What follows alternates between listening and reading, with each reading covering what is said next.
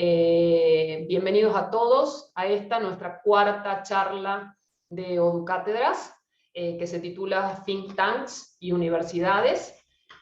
Me parece que es un tema súper interesante para hacernos pensar sobre todo y para disparar, ¿no? Distintas ideas en general y que pueden tener que ver también con el área en la que trabajamos. Yo lo voy a presentar a Olivier, que creo que está conectado o se desconectó.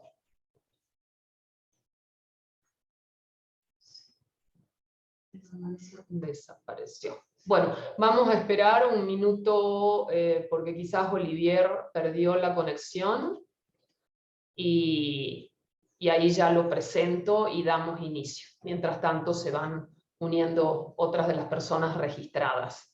Les pido un poquito de paciencia.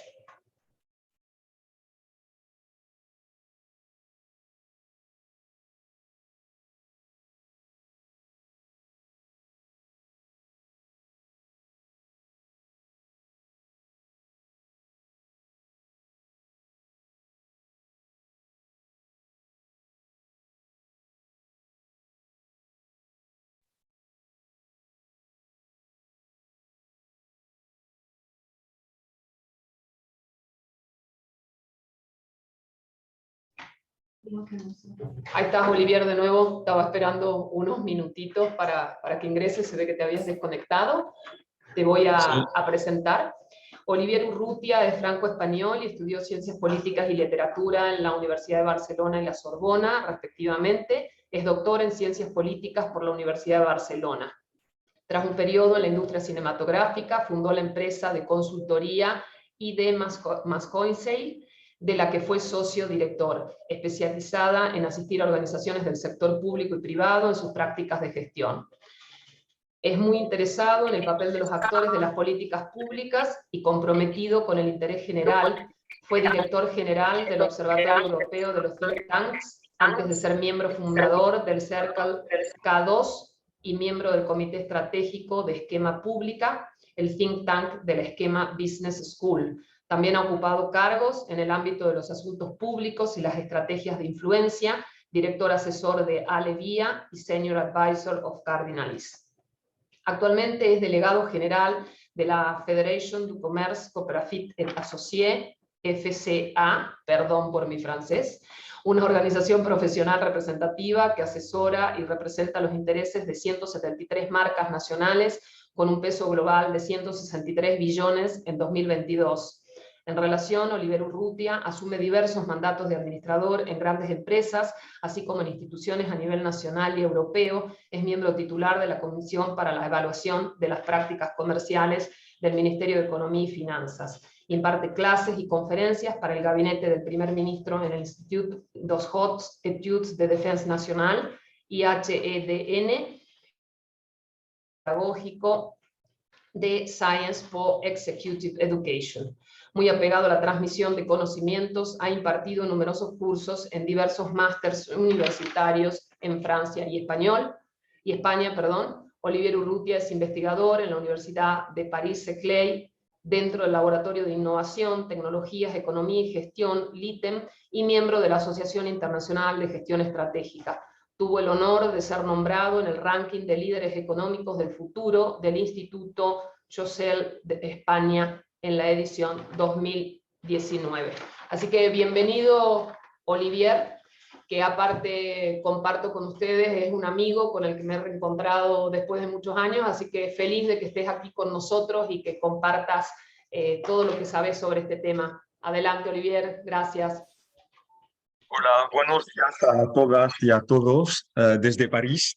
Es un placer para mí estar con vosotros, aunque no os vea, pero espero que me veáis a mí, vosotros, y muchas gracias a Valeria por, bueno, sí, que nos conocimos hace muchos años en la Universidad de Barcelona estudiando el mismo posgrado de Ciencia Política y de la Administración. Es un placer volver a estar contigo en esta ocasión, compartiendo una charla sobre el papel de los think tanks y las relaciones de los think tanks con las universidades.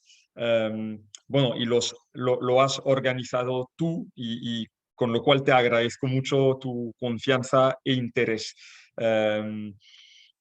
Me pueden hacer preguntas, ¿no? O no. Yo ni les puedo escuchar o sí, o se escucha. Sí, Olivier, les podemos decir que la mecánica va a ser que te pueden interrumpir si así vos lo querés y hacer Sí. preguntas. Nosotros vamos a estar atentos a quien levante la mano y le habilitamos el micrófono porque está abierto y va. Si no te interrumpiera yo, quiere decir que aún no hay preguntas y vos seguís avanzando tranquilo hacia el final, pero estamos atentos acá. Estupendo, vale, muchas gracias. Pues entonces no dudéis en interrumpir con preguntas y no solo preguntas, sino también con, digamos, opiniones o comentarios que creo que siempre es bueno intercambiar y bajo ningún concepto pretendo conocerlo todo o controlarlo todo. Los think tanks son un objeto bastante complejo, el término en sí es bastante polisémico, lábil. Los conceptos en cuanto a think tanks son bastante frágiles y se van construyendo poco a poco, mientras el objeto se institucionaliza en muchos países del mundo. Pero bueno, según los, digamos, los continentes, los investigadores, las disciplinas, los campos disciplinarios, según estemos en la ciencia política o en la sociología, no todo el mundo siempre comparte exactamente la misma definición de lo que sería un think tank. Por eso digo que aquí se trata más bien de comentar un objeto interesante que sigue escapando bastante a nuestro control, digamos, intelectual, ¿no? Y de reflexión, y creo que es una oportunidad interesante justamente para comentarlo y ir aprendiendo un poco más lo que es, ¿no? Pero por eso digo que, bueno, es una charla abierta. Entonces, think tanks y universidades, para empezar, vale, primero convendría definir lo que entendemos justamente por think tank. Después, una taxonomía, es decir, qué tipo de think tanks existen, si existen grandes categorías de think tanks. Después, cuáles serían sus repertorios de acción, y después el poder de las ideas, es decir, esos repertorios de acción puestos al servicio de las ideas, que es realmente digamos, su campo, ¿no? Su característica principal, su objetivo, y después estudiar, ¿por qué no?, algunos casos prácticos. Y entre repertorios de acción, poder de las ideas y casos prácticos se podría justamente comentar el tipo de relación que entretienen los think tanks con las universidades o las universidades con los think tanks, si os parece bien.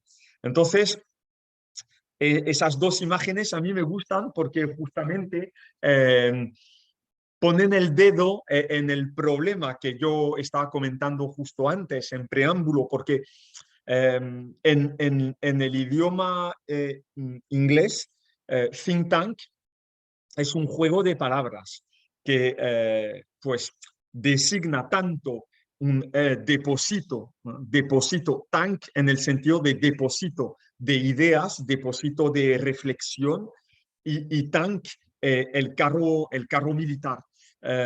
Y cuando se traduce a las lenguas latinas, como son el francés, el italiano, el español, yo creo que la traducción es bastante interesante, pero se pierde, ¿no?, el juego de palabras, se pierde el doble sentido, porque se suele traducir think tanks por círculo de debate, círculo de ideas, centro de investigación, centro de investigación. Bueno, en todo caso, se pierde la dimensión ofensiva militar que tiene la expresión en inglés. Y no es una casualidad que en inglés la palabra think tanks designe justamente esos dos sentidos, porque en realidad existieron los think tanks, aparecieron en diversos países en el contexto de la revolución industrial a finales del siglo XIX.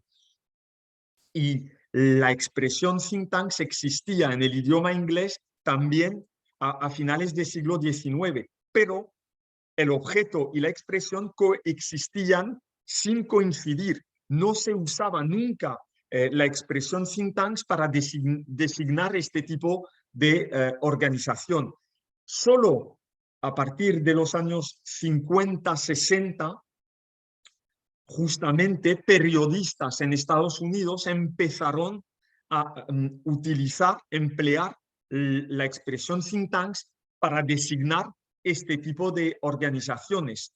En realidad existían desde principios del siglo XX fundaciones think tanks que bueno, los conocemos ahora, hoy día, con la palabra think tanks, muy potentes, muy famosos, como son y siguen siendo el Council on Foreign Relations o el Brookings Institution o el Carnegie Endowment for Peace.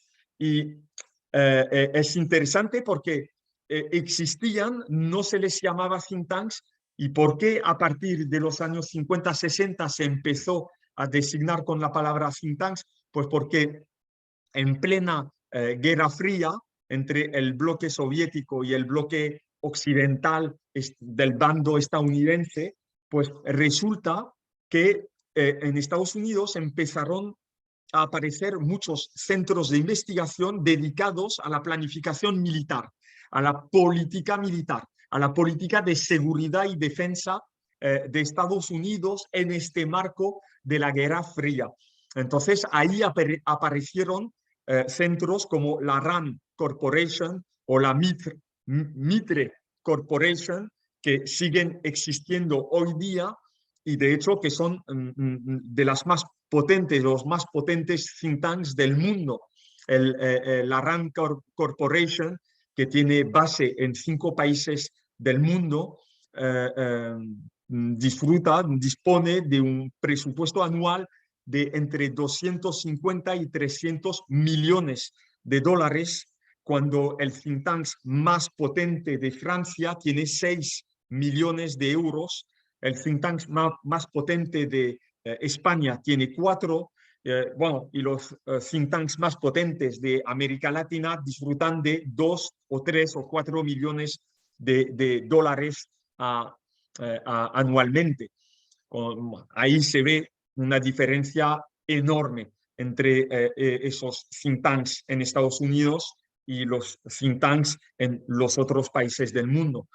Y entonces cuando justamente, porque eran centros de investigación de seguridad y defensa, sobre política de seguridad y defensa, es cuando los periodistas decidieron que era bastante acorde, oportuno, utilizar la palabra think tank con ese juego de palabra, con ese doble sentido, para designar esas organizaciones.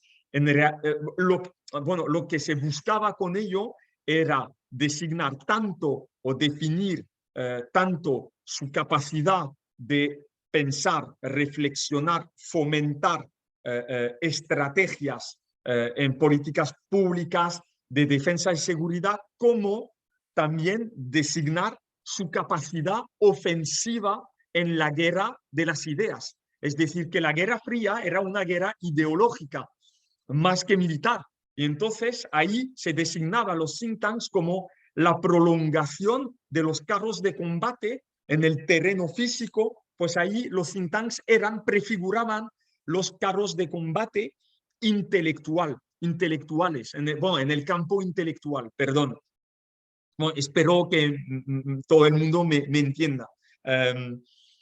Entonces, bueno, de ahí yo creo una diferencia importante entre cómo se definen, se aprecian en muchos países del mundo y sobre todo, por ejemplo, en Europa y también bastante en América Latina, y cómo se entiende en Estados Unidos. Es decir, como actores ofensivos y totalmente asumidos, desacomplejados en cuanto a la guerra de las ideas. Yo creo que nosotros, con esa traducción, perdiendo la dimensión ofensiva, pues nos limitamos a pensar los think tanks como meros centros, laboratorios de ideas. Pero bueno, como si fuesen sencillamente círculos de discusión, de encuentro, de charla un poco conceptual, intelectual, abstracta, cuando en Estados Unidos tienen una vocación operativa súper desarrollada.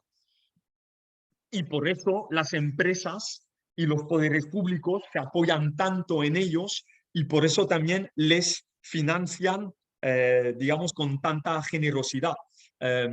Bueno, también tengo que, y después ya no me entretengo demasiado en este tema, pero tengo que decir que a la vez, al no traducir la palabra think tank, nos confrontamos a otro problema, que es el de no traducir y usar una palabra extranjera en nuestro idioma, en nuestra cultura, que esa palabra no realmente está acorde con nuestra realidad sociopolítica cultural de nuestros países. Y entonces, como dijo Juan Antonio de Nebrija, el que escribió la primera gramática de un idioma vernacular en Europa para los reyes católicos, justamente justo antes de emprender ese viaje para descubrir las Indias que resultaron las Américas, en su prólogo escribió que el imperio y el idioma nacen, se desarrollan y mueren juntos. Y entonces sí, es cierto que cuando uno empieza a emplear las palabras de otro y a pensar en otro idioma, ya se está sometiendo a esquemas intelectuales que no son los suyos. Entonces, el debate sigue estando totalmente abierto entre si es mejor traducir o si es mejor quedarse con la palabra en inglés. Y bueno, yo no lo sé, pero bueno, quería comentaros este punto. Bueno, ¿cuáles son los campos de aplicación de los think tanks? Pues geopolítico, político, sociológico y en inteligencia económica y empresarial. A nivel geopolítico se trata de actores que intentan, ¿no? Que forman parte directamente de las políticas de influencia y políticas de poder de los estados, y ahí se dice que están alistados en las políticas de influencia de los estados. Los estados coordinan una política diplomática, una política extranjera, bueno, de política exterior, dentro de la que tienen un papel tanto las multinacionales como las ONGs, como los think tanks, como las fundaciones filantrópicas y obviamente como también las embajadas o todas las redes consulares, bueno, diplomáticas oficiales. A nivel político, los think tanks forman parte de lo que llamamos hoy día la acción pública, no la política pública, sino la acción pública. La política pública es, bueno, designa, ¿no?, el papel del Estado en la definición, elaboración, aplicación y evaluación de las políticas. Pero la acción pública designa, ¿no?, todo ese asamblaje de actores públicos y privados que participan en justamente esa identificación, elaboración, aplicación y evaluación de políticas. Y los think tanks hoy día han crecido mucho en muchos países y muchas veces intervienen en el proceso político a nivel nacional. A nivel sociológico, se trata de grupos de influencia en el sentido de organizaciones que van a ejercer, obviamente, influencia en las decisiones, pero también a nivel sociológico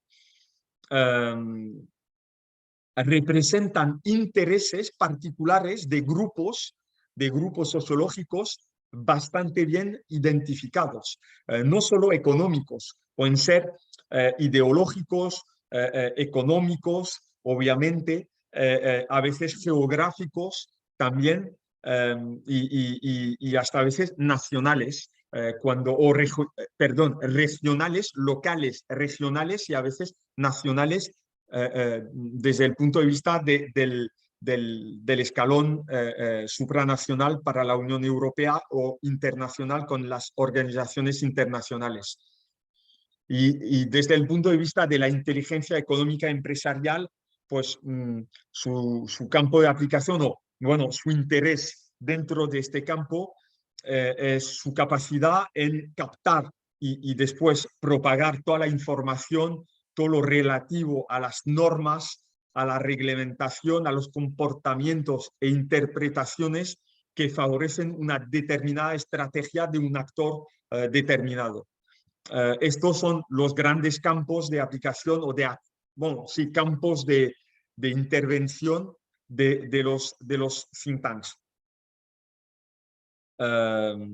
Bueno, antes de pasar a la siguiente página, una cosa, la taxonomía. Desde hace 40 años se intenta identificar qué tipos de think tanks existen. Entonces, lo que hoy día más o menos hace consenso es que existen varios tipos de think tanks.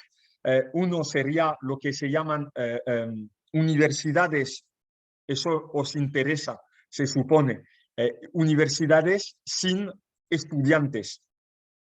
Universidades sin estudiantes. Es decir, centros de investigación que copian muy de cerca los cañones académicos de investigación que encontramos en los laboratorios académicos, pero ahí los que trabajan no son estudiantes, son profesionales, más bien expertos, que en general recurren a esos códigos académicos para legitimar, para dar más credibilidad a su investigación, a los resultados de su investigación.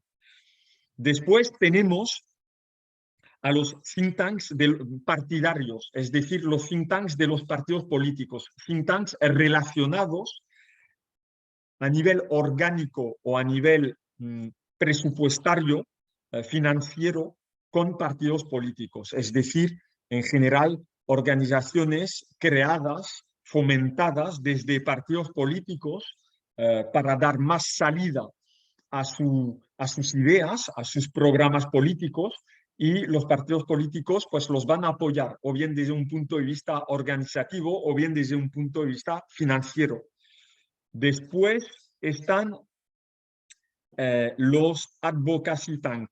Los advocacy tank son los think tanks muy militantes, muy orientados desde el punto de vista político, ideológico, muy marcados desde este punto de vista, que pues eso, ¿no? Que se supone que la dimensión investigación, reflexión es lo de menos, y la actividad más militante y de lobbying es más importante, ¿no?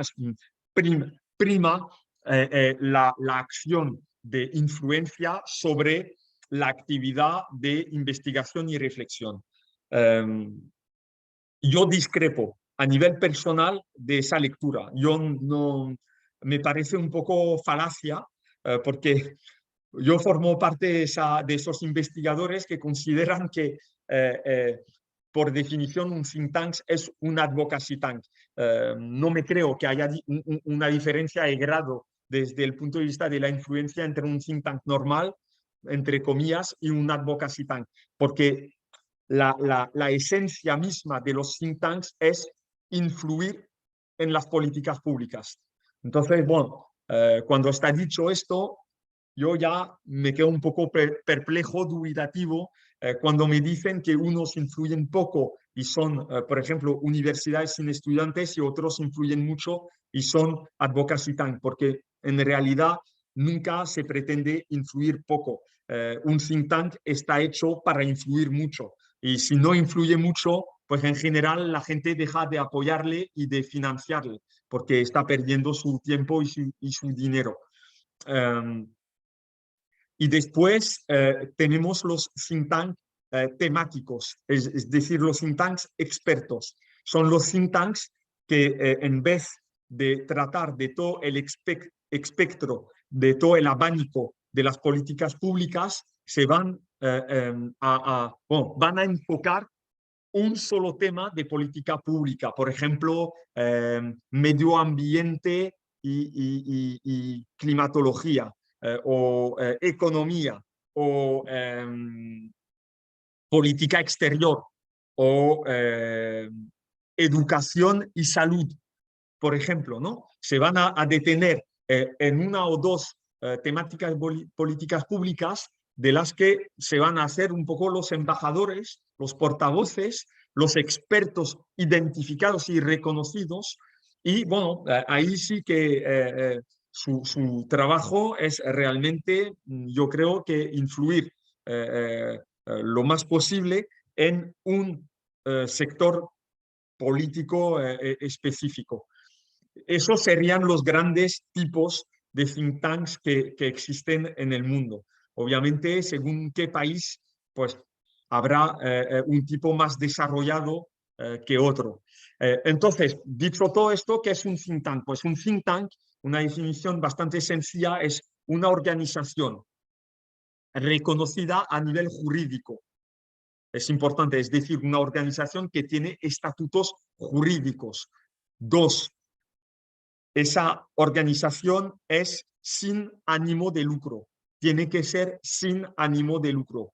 Es imprescindible porque de lo contrario se trataría más bien de una consultoría. Por ejemplo, una organización sin ánimo de lucro, cuya actividad es investigar, reflexionar, producir y difundir ideas originales propias en política pública, con el objetivo de influir la acción pública y animar, participar y animar en el debate público.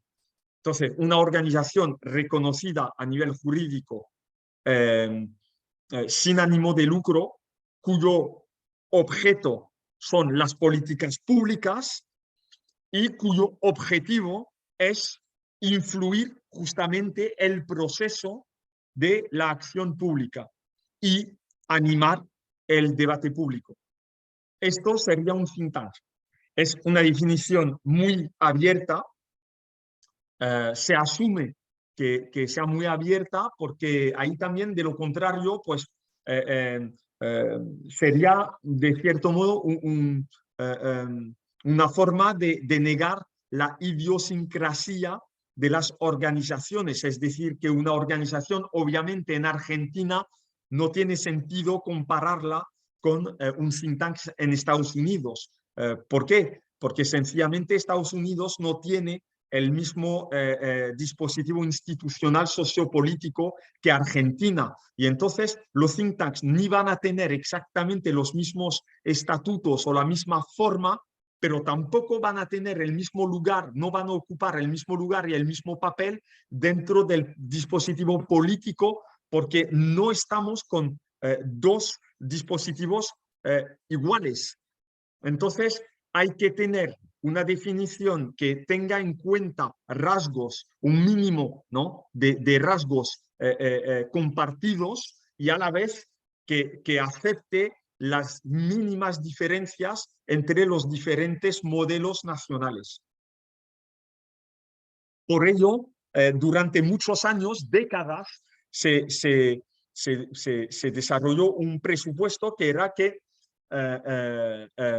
los think tanks, como actores de la sociedad civil, como embajadores de una sociedad civil organizada, eran también una señal de democracia avanzada.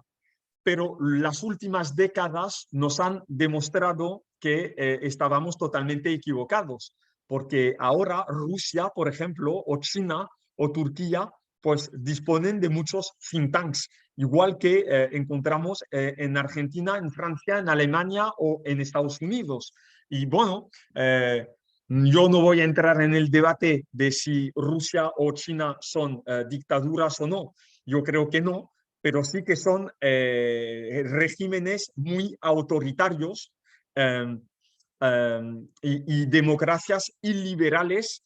Eso está bastante claro y eso no les impide tener muchos think tanks en sus países respectivos. Entonces, ya vemos que los think tanks tienen la forma que tienen según el país en el que se encuentran, pero al final se trata también en China y en Rusia de organizaciones reconocidas jurídicamente sin ánimo de lucro que trabajan en la política pública con tal de influir. Bueno, es lo mismo, pero no tienen los mismos estatutos exactamente ni el mismo papel o el mismo grado de independencia o el mismo nivel de financiación como lo podríamos encontrar en Estados Unidos. Ahí serían las diferencias principales, pero al final vemos que se trata de un objeto bastante común entre todos estos países. ¿Hay preguntas o comentarios? Por ahora creo que no. Olivier, yo solamente preguntarte, al principio mencionaste la RAM Corporation, que dijiste que Sí. era uno de los think tanks más grandes que hay en el mundo y que tenía sede en distintos países. Esta que es de origen estadounidense, ¿y dónde está? Está cerca de Santa Mónica. Bueno, es de los muy pocos que no se encuentran en la costa este, cerca de Washington, sino que se encuentra en la costa oeste, cerca, yo creo, si no me equivoco, de Santa Mónica. Y bueno, yo diría que no es de los más grandes, es el más grande de todos. Eh, Primero, por el presupuesto que tiene. Dos, por el grado de relaciones que entretiene con las universidades y con los poderes públicos, el gobierno estadounidense, porque son el primer socio del Pentágono y del ejército estadounidense. Son los que descubrieron el Internet, ¿no? Descubrieron el ARPANET, se llamaba ARPANET, y ARPANET se convirtió en Internet. Pero los que primero metieron el dedo sobre Internet, en el tema de Internet, fue la RAND Corporation. Y ahora mismo tienen a 17 premios Nobel que trabajan con ellos. Tienen una plantilla de 5.000 personas. De 5.000 personas tienen a 2.000 investigadores que todos tienen como mínimo un doctorado, un PhD. Y es dentro de las taxonomías que mencionabas, ¿a qué respondería en cuanto a clasificación? Se trataría de una universidad sin estudiantes y porque son en realidad investigadores de muy alto nivel. Y ahí, si el tema que os interesa es la relación entre universidad y think tank, pues digamos, el ecosistema estadounidense es quizá el más fructífero, más fecundo para abordar esa relación, porque ahí es algo bastante natural y existe desde hace ya un siglo, esa relación, esa porosidad entre el mundo académico y el mundo de la investigación privada y financiada por actores económicos privados.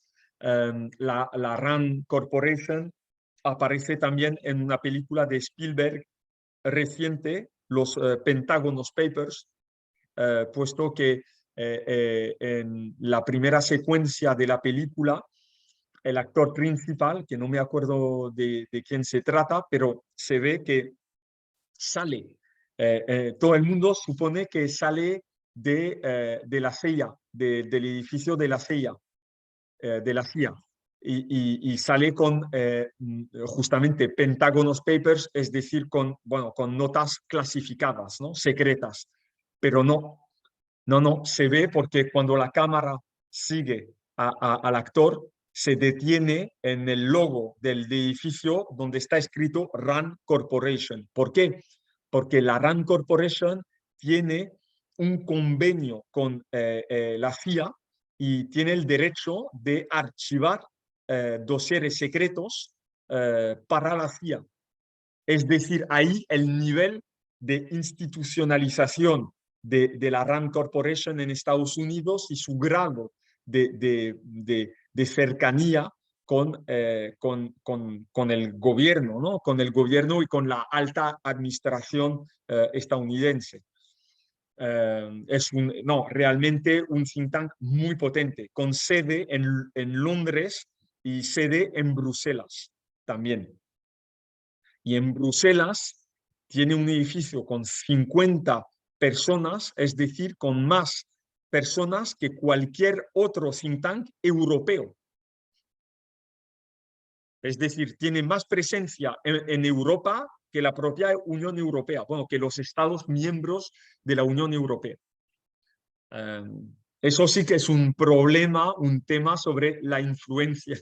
Pero bueno, ese es un tema que trato a menudo en Francia. ¿Otra pregunta o comentario? Por ahora Hola, ¿me no. escucha? ¿Ah, sí? Sí. Sí, ¿quién es? Hola, Hable, hola. hable. Ahí está, sí, te escuchamos. Hola. Hola, buenos días. Hola, te escuchamos. No, ¿Querés hacer alguna pregunta? Te escuchamos. No, parece que no, se arrepintió, solamente hay un profesor o alguien de la Universidad Don Bosco del Salvador que decía si no era Tom Hanks el actor de la película de Spielberg que vos mencionabas. Puede ser ahora, cualquier cosa lo buscamos en internet, pero no me Lo acuerdo. tenemos que buscar. Muchas gracias al profesor. Está. Le agradezco el interés. Yo creo que no es Tom Hanks, pero Listo. hay que averiguar. Ahora yo lo busco mientras vos seguís adelante. Vale. Entonces, los think tanks integran, pertenecen a una clase más amplia de actores que designamos muchas veces con el acrónimo OSC, que son las organizaciones de la sociedad civil. Organización de la sociedad civil. Esta categoría incluye las ONGs, los think tanks, las fundaciones públicas y privadas, filantrópicas o fundaciones de empresas, las asociaciones profesionales como la que yo dirijo hoy día, los sindicatos y también las cooperativas y actores económicos cuyas misiones principales los definen como empresas sociales. Es decir, que bajo el acrónimo OSC se incluye todo menos o a excepción de los poderes públicos, de Estado y de las empresas. Es decir, de los actores económicos, salvo la última categoría, porque se trata de una categoría híbrida de economía popular, economía social y solidaria, bueno, y es una categoría que escapa un poco al esquema clásico de actores económicos como los definimos en ciencia política. Quizá no en economía, pero en ciencia política sí. Entonces, los think tanks integran esa categoría y es importante decirlo, ¿no? Porque esa categoría, el hecho de que exista ya de por sí no es anodino, no es neutro, como lo vamos a ver, porque esto ya es lo que les permite desarrollar su influencia de forma justamente bastante privilegiada y vamos a ver el por qué. Entonces, el ecosistema de los think tanks es este. No se ve muy bien, lo siento, porque está, bueno, sale demasiado pequeñito, pero como lo vais a recibir por mail, pues lo podráis leer de forma más agradable. El ecosistema de los think tanks está compuesto por las empresas, las universidades, los poderes públicos, las organizaciones internacionales, los medios de comunicación y los ciudadanos. Y entonces habéis visto que las universidades entran dentro del ecosistema de los think tanks. Y con cada uno de este tipo de actores, los think tanks mantienen relaciones de interdependencia.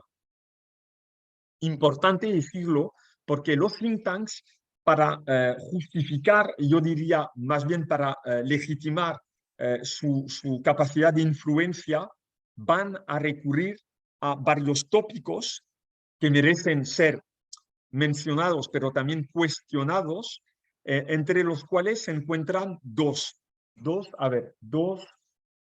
tres. El primero, somos organizaciones sin ánimo de lucro. Entonces, no perseguimos intereses específicos particulares, estamos trabajando al servicio del interés general. Estamos dedicados al interés general. Esto es falso, pero bueno, es normal que lo digan, porque interesa justamente escapar, ¿no?, de una identificación demasiado, yo diría, precisa, como ocurre con las consultorías de lobbying, bueno, se llama lobbying también, ¿no?, en Argentina. No te escucho, Valeria. No, le comentaba recién a Sofía, en silencio hace un comentario, pero a raíz de lo que vos decís, es decir, bueno, no persiguen, no tienen ánimo de lucro, y entonces no responden a intereses. Bueno, no tienen ánimos de lucro, pero a su vez muchos, y los más importantes, por ejemplo este que mencionás, o la gran mayoría, tienen un grupo de gente o de empresarios, o sea, que lo financian. Y de alguna manera, si lo financian, necesariamente se responde a algún grupo de interés, ¿no? Obviamente, sí, totalmente.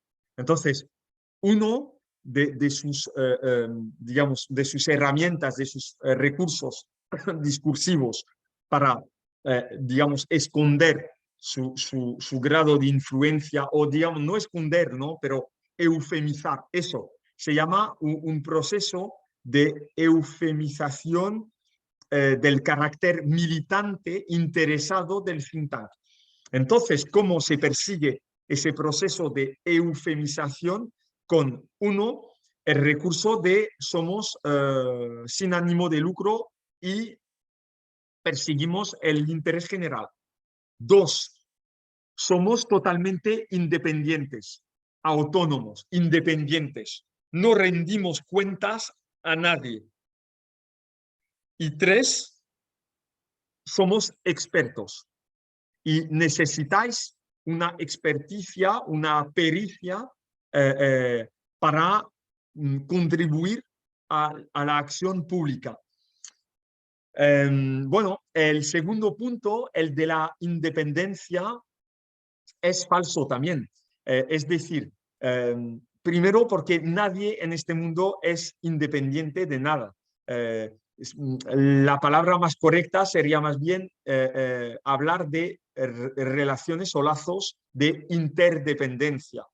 Entonces, los think tanks en realidad son dependientes no de un actor, sino de varios, que es el ecosistema que veis aquí.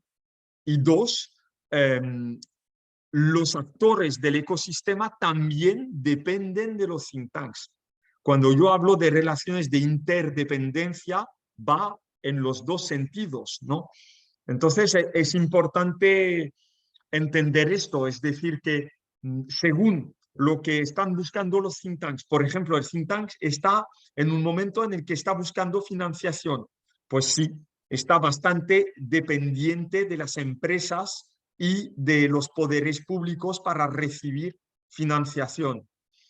resulta que después esos mismos poderes públicos van a utilizar, a instrumentalizar los think tanks dentro de su propia estrategia de comunicación política acerca de los medios de comunicación y del pueblo, de los ciudadanos. Los van a emplear un poco como portavoces de la acción política. Y las empresas van a utilizar los think tanks, pues a lo mejor para que estos les asesoren de forma más privada sobre determinados aspectos digamos, de la actividad económica de la empresa. Y ocurre lo mismo con las organizaciones internacionales, obviamente los medios de comunicación que utilizan los think tanks como expertos dentro de sus programas o de sus informativos, y obviamente los think tanks necesitan a los medios de comunicación como plataformas, ¿no? de comunicación amplificadas. Y bueno, y ahí es cuando nos preguntamos qué tipo de relaciones de interdependencia pueden tener con las universidades. Pues en Estados Unidos, donde existe realmente el grado de porosidad más importante del mundo entre think tanks y universidades, es bastante sencillo. Ellos, desde hace más de un siglo, han identificado que las empresas tenían una necesidad de un conocimiento experto operativo. A la vez, las universidades han identificado muy temprano que como son privadas en Estados Unidos y las financian empresas y fundaciones, igual que los think tanks, las mismas que los think tanks, pues entonces identifican esas universidades que si quieren continuar de recibir financiación y si quieren pues tener buena fama y que sus estudiantes integren el mercado laboral en puestos interesantes, necesitan tener también una formación académica un poco operativa y no solo abstracta, conceptual, intelectual. Entonces, ¿qué pasó ahí? Pues que hubo un acercamiento muy temprano, a principios del siglo XX, cuando esas fundaciones y empresas empezaron a financiar la creación y desarrollo de think tanks, a la vez que con los mismos programas de financiación financiaban la construcción y el desarrollo de universidades privadas. Y en general lo que hacían era justamente integrar los think tanks a programas académicos, programas de investigación académicos, o directamente apoyaban el think tank sobre la universidad, sobre la academia.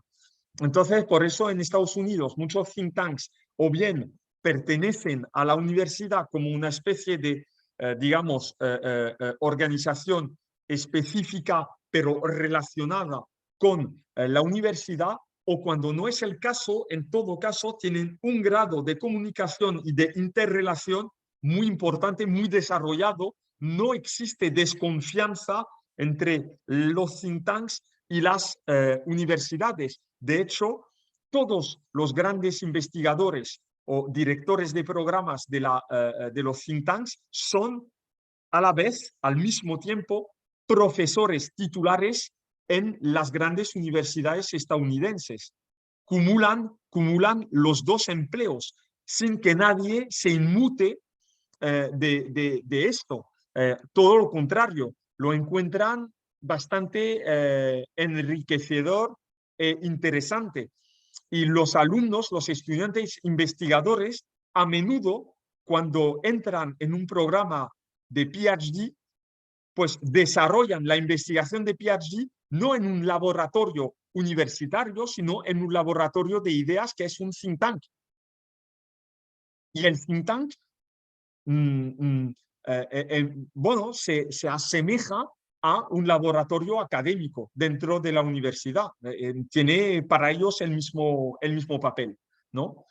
Solo que con una salida bastante más potente, puesto que ahí lo mismo, los estadounidenses, perdón, como todos nosotros, persiguen las clasificaciones internacionales, entonces las publicaciones en las revistas de peer review tienen la misma importancia ahí, pero ellos desde hace mucho tiempo se han dado cuenta también que la influencia de las ideas, pues si es para publicar en revistas de peer review que leen solo 15 personas en el mundo entero, porque no le interesa ni a Dios, pues esto no sirve mucho a nivel de influencia. Entonces, ellos apoyan mucho a que los investigadores universitarios trabajen, colaboren y publiquen en los think tanks, que tienen una audiencia mucho más importante que las revistas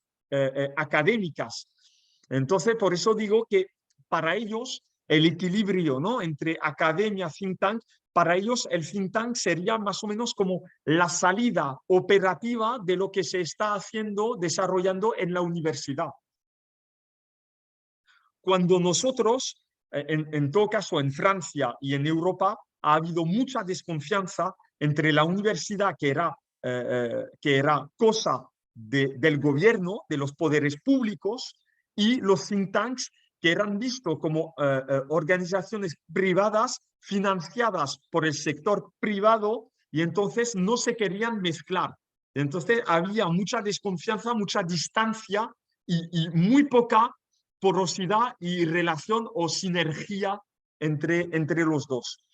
Y eso pues ha hecho que los think tanks sean mucho más débiles, porque se les dificulta mucho pues contratar a académicos de alto nivel que no se quieren ensuciar trabajando o colaborando en los think tanks, y a la vez pues muchas veces académicos investigadores de muy alto nivel, pero realmente que nadie lee, que nadie conoce, porque fuera de la universidad nadie se interesa en lo que publican, porque lo que publican es demasiado complejo para una persona que no está en la universidad.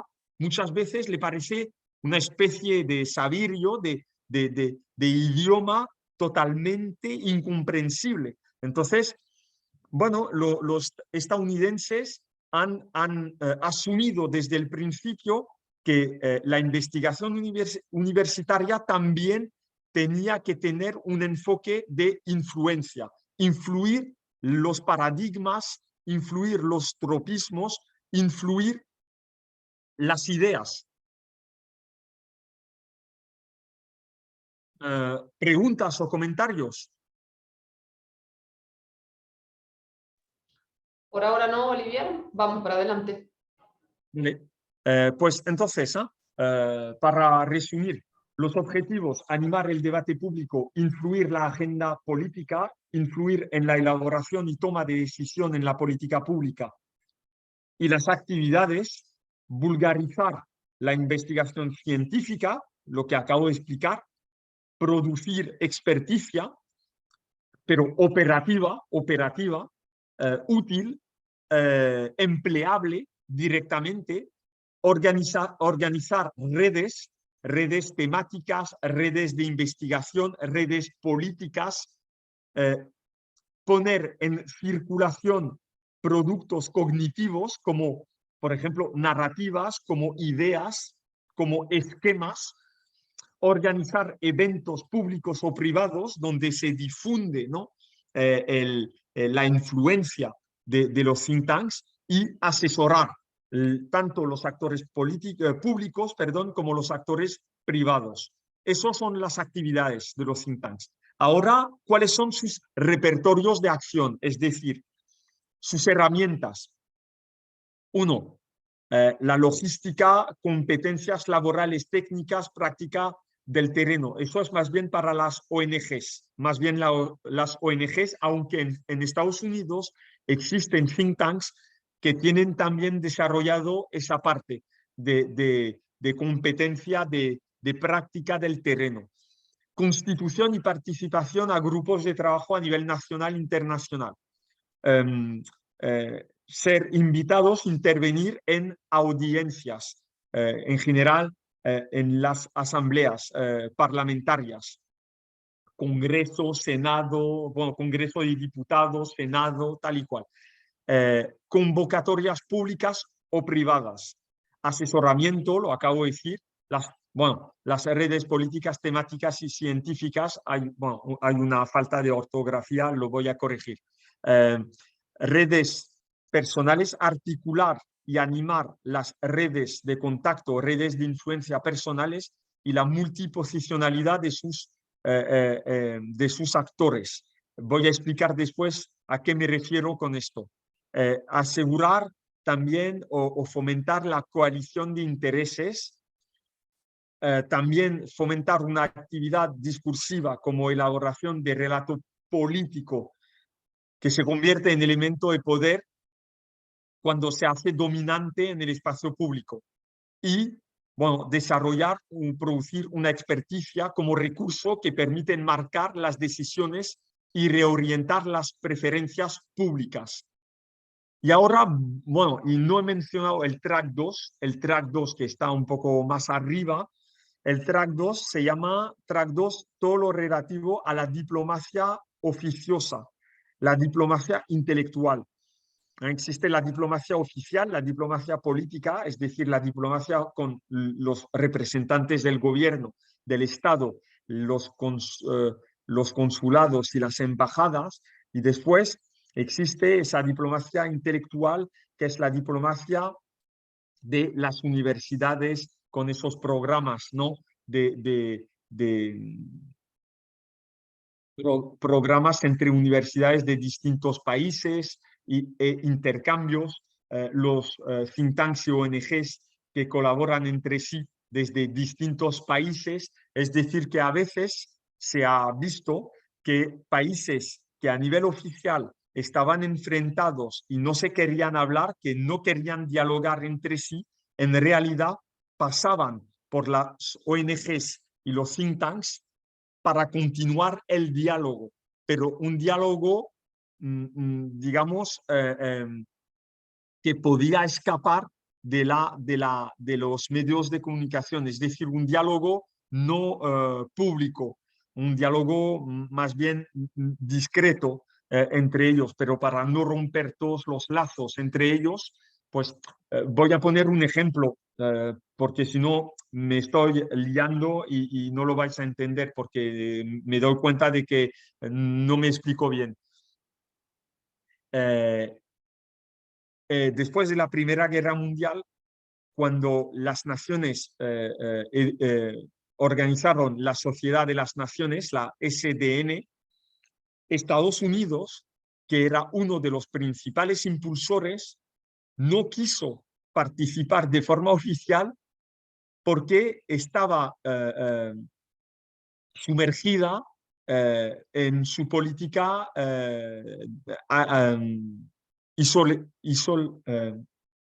de isolación, ¿no? Aislada. Sí, su política aislada. Entonces, de no intervención. Lo que pasa es que como Estados Unidos no quería perder su influencia en la SDN, pues le pidió a la Fundación Rockefeller y a la Fundación Carnegie financiar distintos departamentos de la SDN, y en cambio de financiar esos departamentos y esas comisiones, pues las podían organizar y animar, coordinar. Y es ahí cuando Estados Unidos, a través de esas dos fundaciones, Rockefeller y Carnegie, seguía con mano en la SDN, pero no de forma oficial, sino de forma oficiosa a través de fundaciones privadas. Entonces, a nivel político, Estados Unidos podía decir que pues, no participaba a las SDN, pero en realidad, a través de las fundaciones políticas, filantrópicas, pues sí que participaba. Ahí vuelvo al tema a ver, Sí, de la coalición de intereses y de las redes personales, multiposicionalidad y redes científicas. Pues eso, si voy ahí. Entonces, a ver.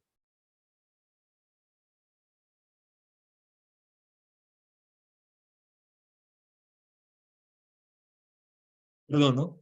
Estoy buscando. Pues sí, ahí.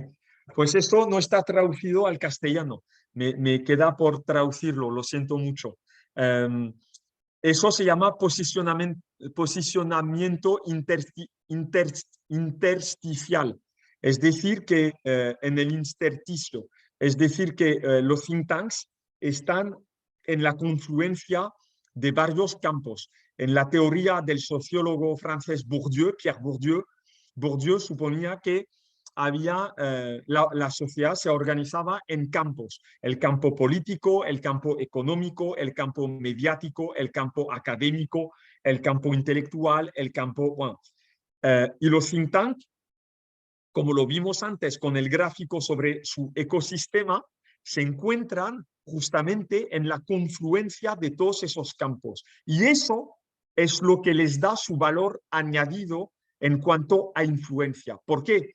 Porque ahí en la teoría también de las redes, pues se sabe, bastante intuitivo, bastante de sentido común, que el que se encuentra en el medio, por el que pasan todas las relaciones, es decir, el que organiza y permite y facilita las relaciones entre todos los actores, se le llama el actor recurso. Es el actor recurso, es el actor orquesta, es decir, jefe de orquesta, es decir, que es el actor que puede impedir o puede permitir una relación entre distintos actores que en general no se hablan y no están en contacto, no están en relación.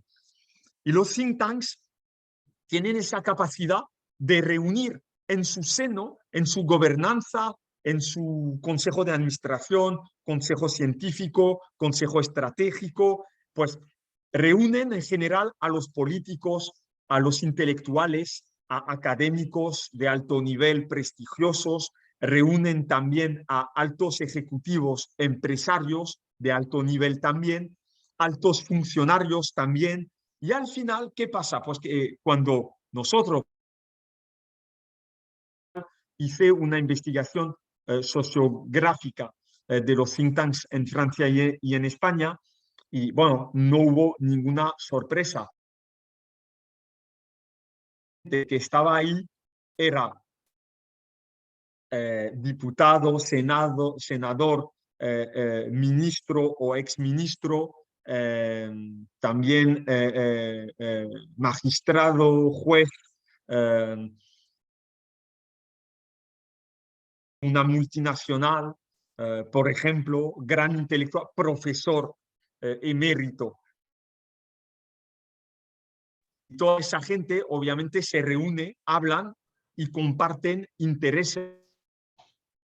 Sí. Y el think Olivier, tank, a veces sí. se te pierde un poco el audio.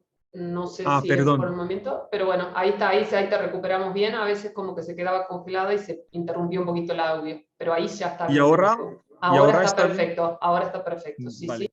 Entonces, sí, yo os decía que, bueno, que los think tanks permitían a toda esa gente que procede de campos totalmente distintos, que a veces no se hablan mucho, pues justamente reunirse y hablarse. Y obviamente, un día un profesor me dijo, me puso una pega, porque me dijo, bueno, pero a ver, jugando al golf o yendo a un círculo masónico o a un círculo de yo qué sé, pues la gente, un Rotary Club, la gente es lo mismo, ¿no? Se reúne y comparte discusión, charla, sí, pero el think tank es más operativo, no se trata de charlar por charlar, no se trata de pasar un buen rato cenando o jugando al golf.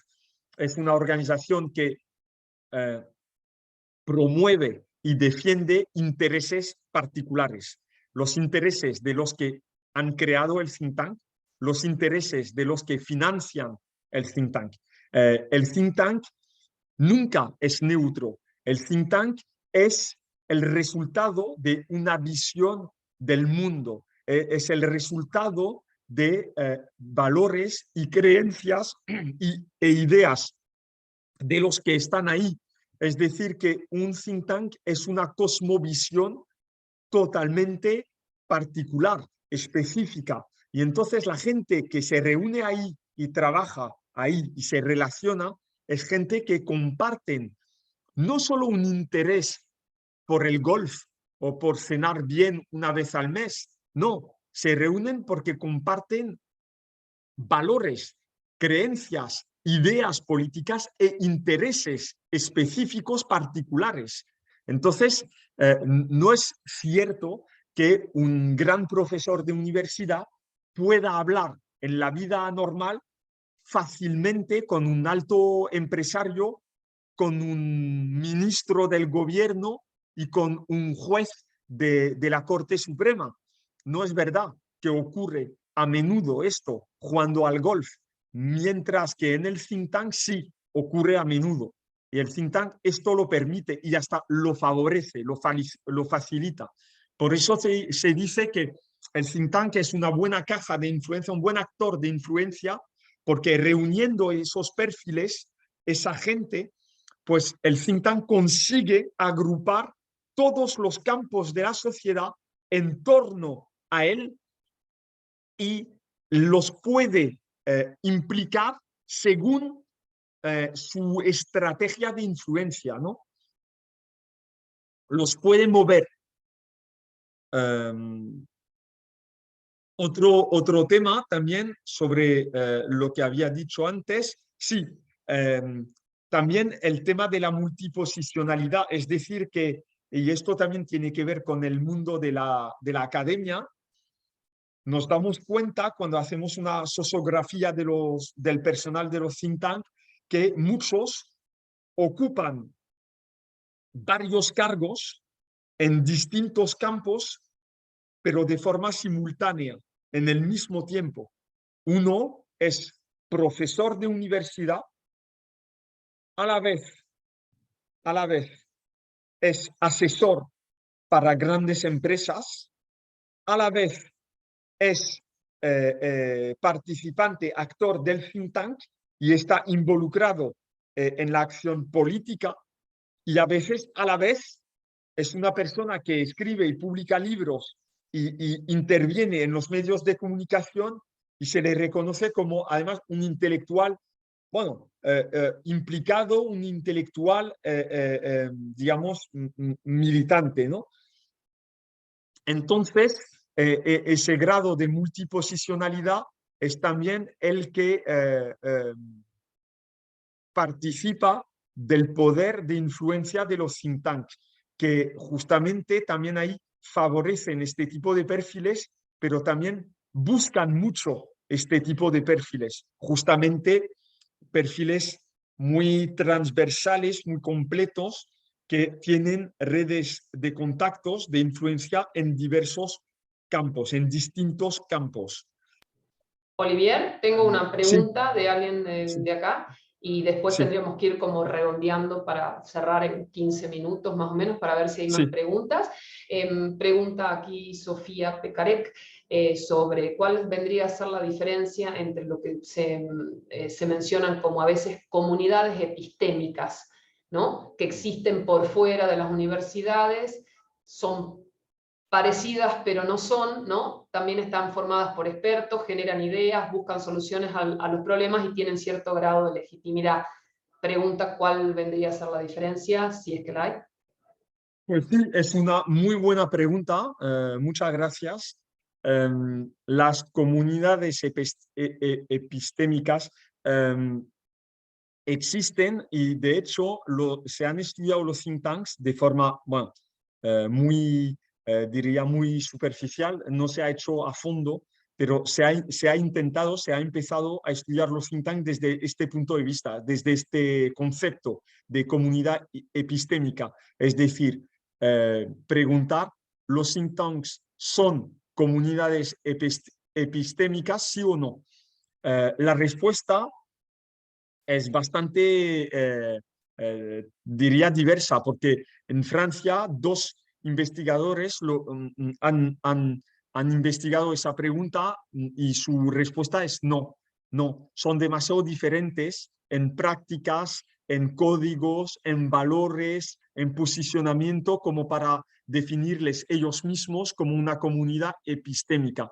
Pero bueno, yo no estoy ahí tampoco totalmente de acuerdo. Depende de lo que queremos comparar. Es decir, si comparamos todos los think tanks entre sí, sí, bueno, unos son de derecha, otros son de izquierda, unos son específicamente expertos sobre sanidad y otros sobre educación, unos son fundaciones y otros son asociaciones, unos hacen muchos eventos y otros muchas publicaciones, pero cuando, digamos, nos limitamos a un corpus, a un terreno más homogéneo, por ejemplo, todos los think tanks expertos en seguridad y defensa.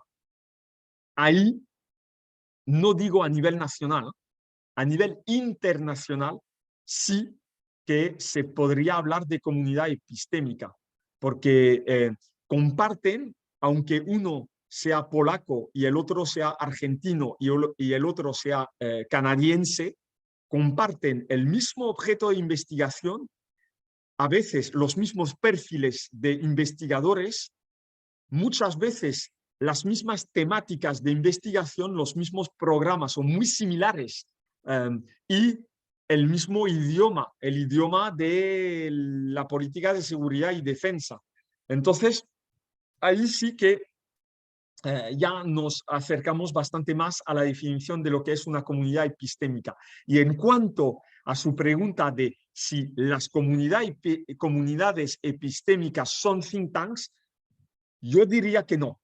No, ¿por qué? Porque no estoy seguro de que una comunidad epistémica tenga tan integrado, desarrollado, asumido y diría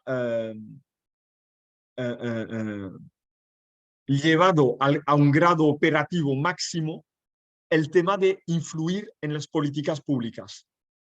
Yo entiendo las comunidades epistémicas más bien como comunidades de investigación, de investigadores y que no necesariamente tienen concienciada su capacidad y su voluntad de influencia y sobre todo de influencia y de ser partícipes de la acción pública.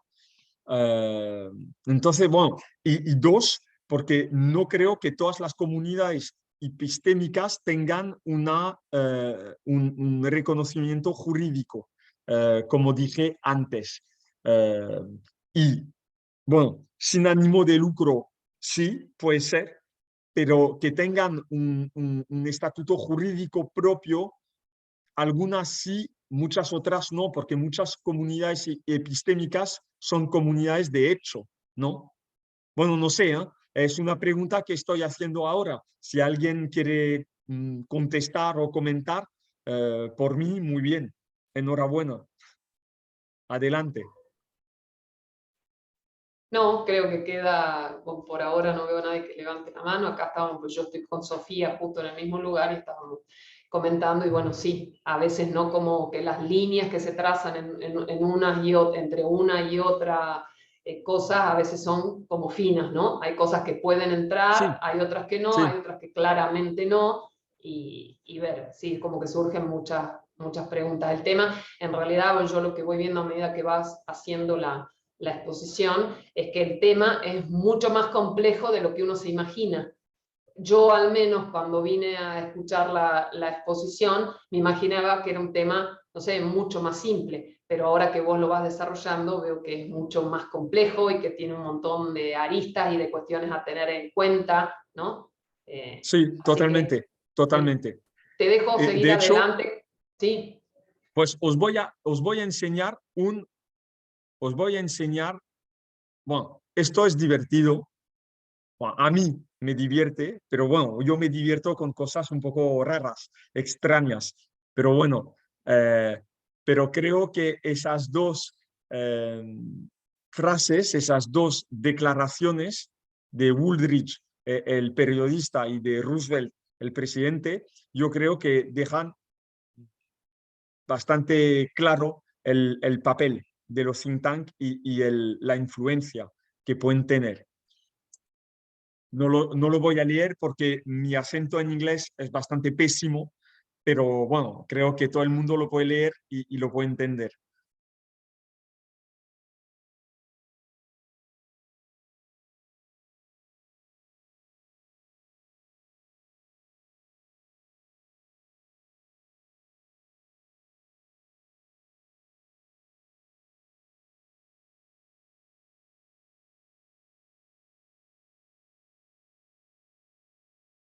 Ya, todo el mundo lo habrá leído y ahora os voy a poner varios ejemplos. Aquí, ahí se ve no muy bien, pero esto es una cartografía de think tanks en América Latina, pero think tank más bien liberales desde el punto de vista político y económico. Y entonces es muy interesante, ¿no? Porque se pueden ver que hay muchos de todos los países de América Latina, de vuestros países, de Argentina, de Perú, de Chile, de Bolivia, de Ecuador, de México, de Venezuela, de Uruguay también, de Guatemala, bueno, no sé si hay de Paraguay, no he visto de Paraguay, pero bueno, salvo Paraguay, de Costa Rica, de Panamá, sí, Paraguay, también de Paraguay bueno, y de Brasil, ¿no? De muchos países de América Latina, casi todos. Y también se ve que hay que leer bien por abajo, pero hay un think tank alemán, que es la Fundación Friedrich Neumann, y hay también un think tank español, que es la FAES, de Aznar, José María Aznar, ex jefe del gobierno español.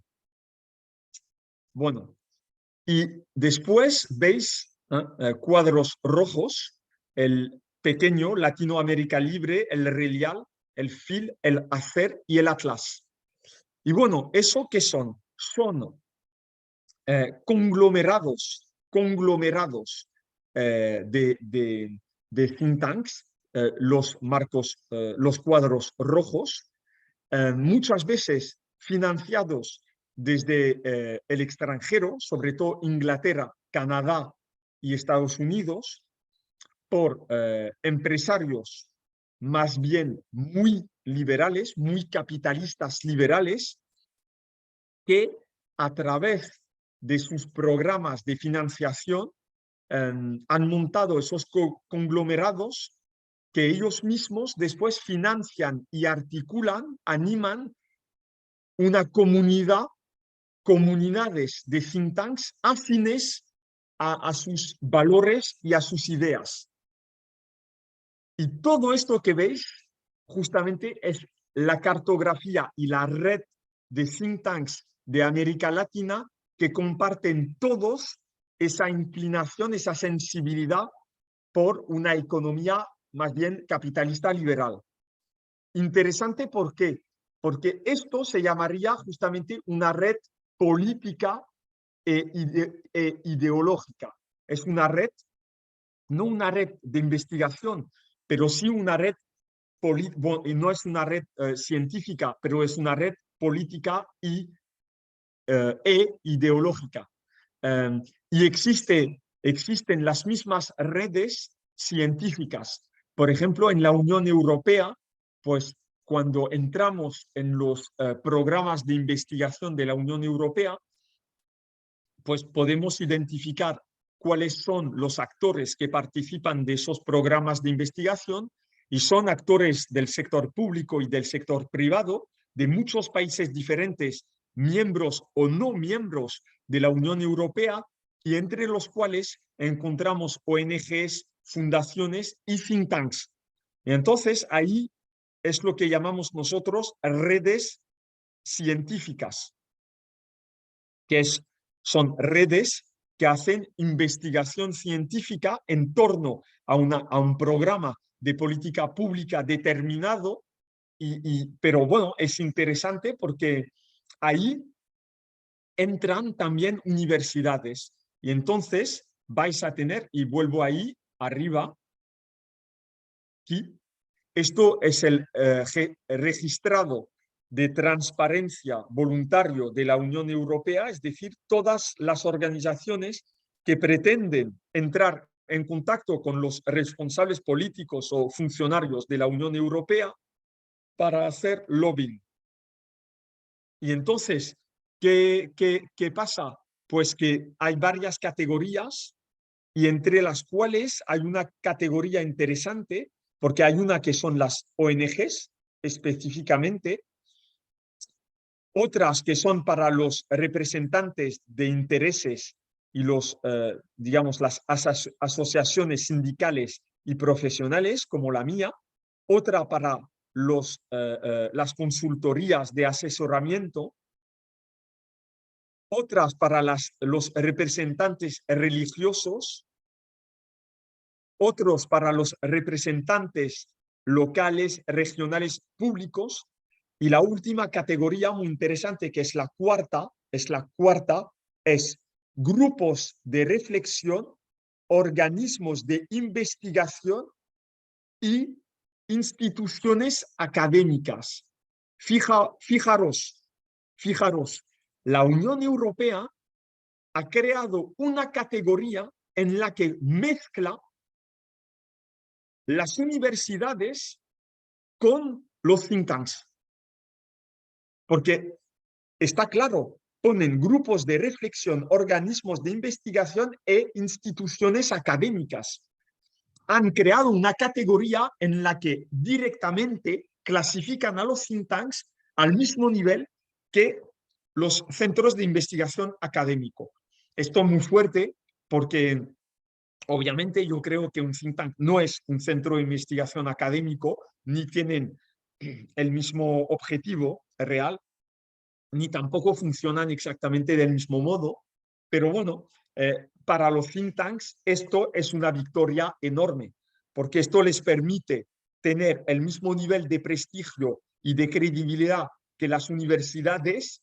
Además, esto les permite escapar de la categoría grupos de intereses, que está muy bien, muy identificada por los poderes públicos y los ciudadanos, y les permite acercarse de las academias, que son en realidad ¿cómo se dice? Su centro de formación, como en fútbol, es decir, son las academias que les suministran sus investigadores, sus expertos después.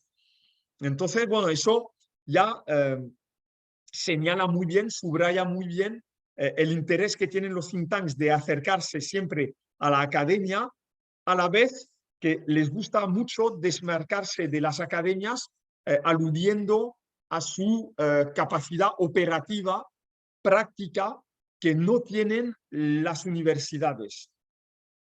Es decir, su valor añadido respecto de las universidades. ¿Hay preguntas o comentarios?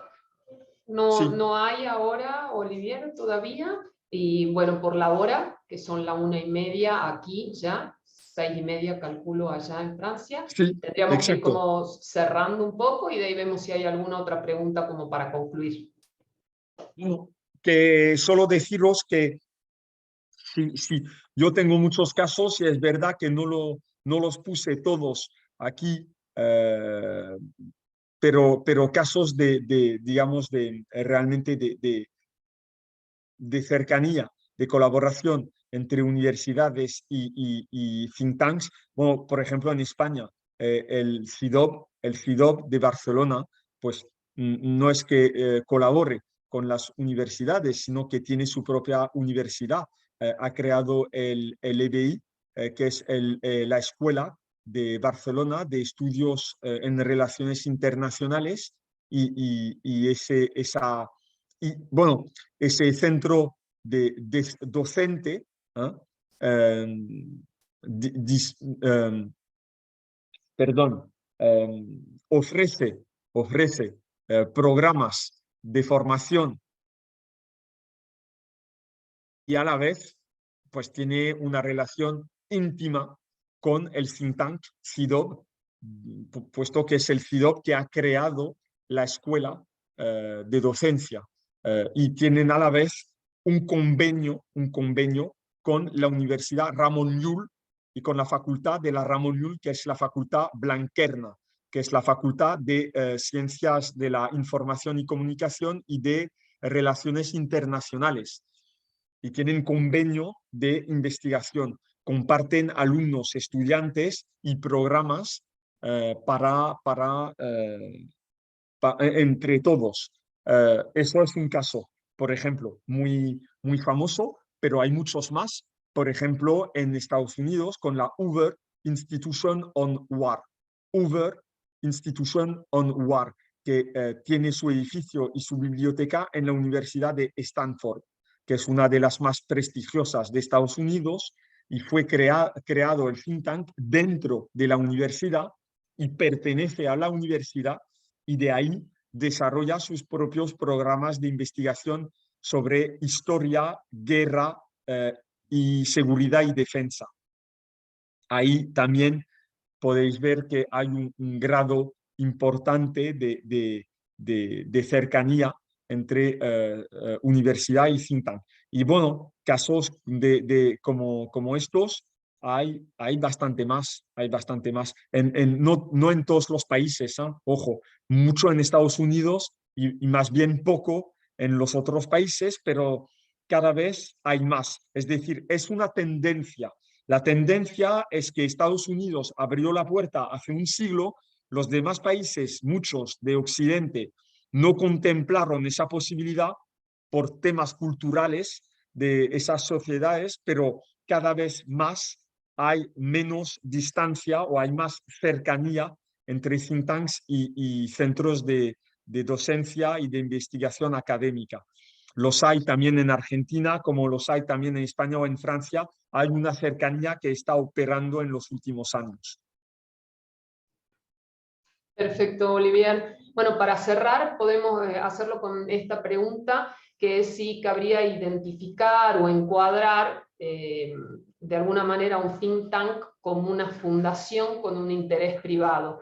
Yo creería que se puede acercar, pero que tiene diferencias. Acá le llaman fundaciones a esta especie de organizaciones sin ánimo de lucro, digamos. Sería como una especie de fundación con un interés privado. ¿Se puede encuadrar ahí o no se puede encuadrar y es una figura distinta?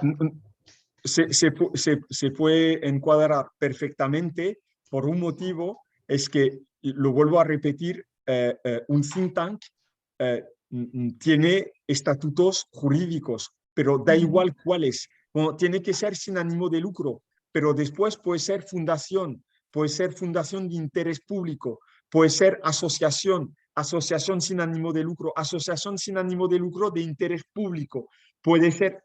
Lo que quiero decir es que el estatuto no es que sea lo de menos, pero hay varios think tanks con varios estatutos jurídicos. Entonces, lo que más vale aquí no es que se trate de una fundación, es esa fundación desarrolla investigación y publica resultados de esa investigación, sí o no. Si no lo hace, no es un think tank, es una fundación filantrópica. Si investiga y publica el resultado de su investigación, entonces es un think tank. Perfecto, creo que quedó claro. No hay más preguntas, ni veo otras personas levantando la mano. Si fuera así, no sé si vos querés agregar algo más, y si no, damos por concluido, agradeciéndote todo, que me pareció súper interesante y, como te digo, mucho más complejo de lo que uno se imagina, así que creo que nos vamos a quedar pensando. No, para mí fue un placer. Os agradezco mucho el interés de nuevo y el apoyo y la confianza. Y bueno, pues ahí seguimos en contacto para reflexionar juntos e intercambiar impresiones. Seguro que sí. Nosotros muy agradecidos con vos, Olivier, yo en lo personal, por reencontrarte y por venir a compartir lo que sabés con nosotros, y muchísimas gracias a todos los que participaron. Y hasta la próxima. Después Olivier me comparte a mí la presentación Sí, y yo se las comparto a los que hayan participado. Un abrazo grande y saludos a todos también. Hasta luego. muchas gracias.